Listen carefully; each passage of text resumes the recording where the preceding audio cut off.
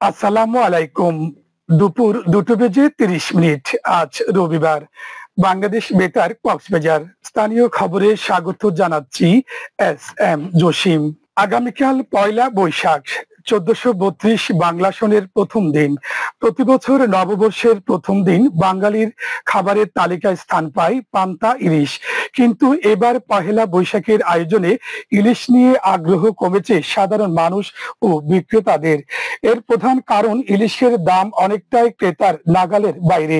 গত কয়েক বছর ধরে চড়া দামে বিক্রি হচ্ছে ইলিশ, এবারও এর ব্যতিক্রম হয়নি। গতকাল শহরের খুচরা বাজারে ক্রেতা ও বিক্রেতারা জানিয়েছেন, নববর্ষের ২ দিন আগেই খুচরা বাজারে ১ কেজি ওজনের ইলিশ বিক্রি হচ্ছে ১৮০০ থেকে ২৪০০ টাকায়। ৮০০ থেকে ৯০০ গ্রাম ওজনের ইলিশ ১৬০০ টাকা থেকে ১৭০০ টাকায় বিক্রি হচ্ছে। এদিকে পয়লা বৈশাখে পান্তা ইলিশ খাওয়ার চর্চা বাঙালি সংস্কৃতির অংশ নয় বলে মন্তব্য করেছেন মৎস্য ও প্রাণী সম্পদ উপদেষ্টা ফরিদা আক্তার।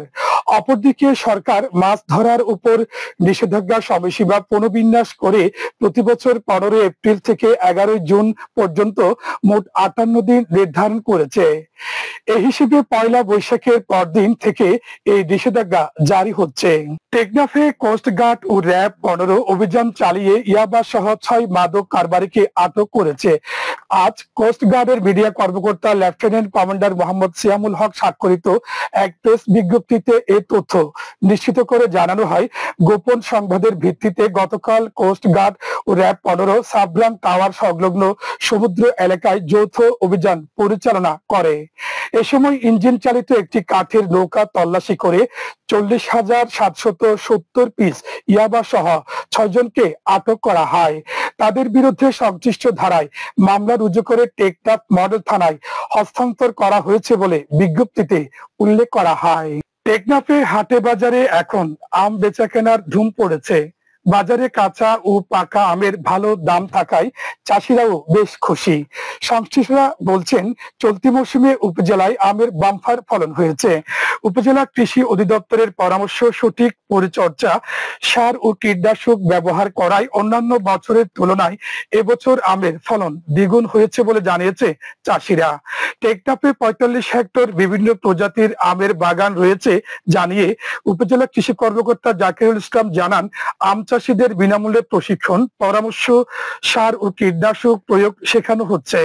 অন্যান্য বছরের তুলনায় চলতি মৌসুমে আমের ফলন বেশি হয়েছে বলে জানান তিনি। উখিয়া বালিকা উচ্চ বিদ্যালয়ের বহুতল বিশিষ্ট নতুন সম্প্রসারিত একাডেমিক ভবনের নির্মাণ কাজ শেষ হয়েছে। এতে ৩ শতাধিক শিক্ষার্থীর শ্রেণীকক্ষ সংকট দূর হয়েছে।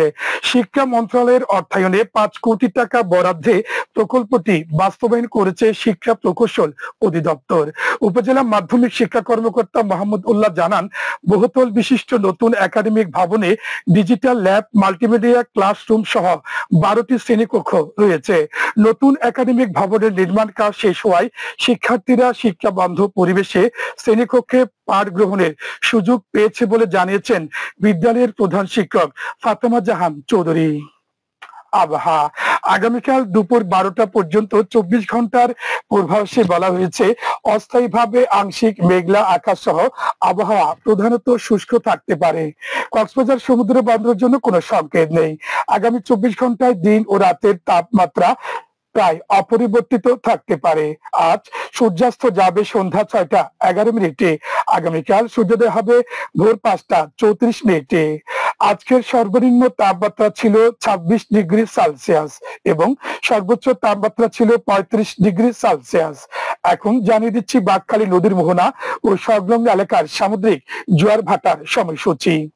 আজ জোয়ার শুরু হবে বিকেল ৫টা ১০ মিনিটে, চলবে রাত 10টা 54 মিনিট পর্যন্ত। ভাটা শুরু হবে রাত 10টা 54 মিনিটে, চলবে আগামীকাল ভোর 5টা 16 মিনিট পর্যন্ত। পুনরায় জোয়ার শুরু হবে আগামীকাল ভোর 5টা 16 মিনিটে, চলবে আগামীকাল বেলা 11টা 8 মিনিট পর্যন্ত। সবশেষে পর্যটক বার্তা। পর্যটন নগরী কক্সবাজারে আগত ভ্রমণ পিয়াসুদের সাগরের পাড়িতে নামার পূর্বে সাবধানতা অবলম্বন করার জন্য অনুরোধ করা হচ্ছে। যারা সাঁতারে দক্ষ নন তাদের পানিতে বেশি দূর যাওয়া উচিত নয়। ভাটার সময় স্রোতের সাগরমুখী টান প্রবল হওয়ায় সাগরে গভীরে ভেসে যাওয়া এমনকি প্রাণহানির আশঙ্কা থাকে। সেই সাথে পর্যটকদের স্বাস্থ্যবিধি মেনে চলার পরামর্শ দেওয়া হচ্ছে।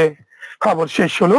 আমাদের পরবর্তী খবর প্রচারিত হবে আগামীকাল সকাল 9:30 মিনিটে।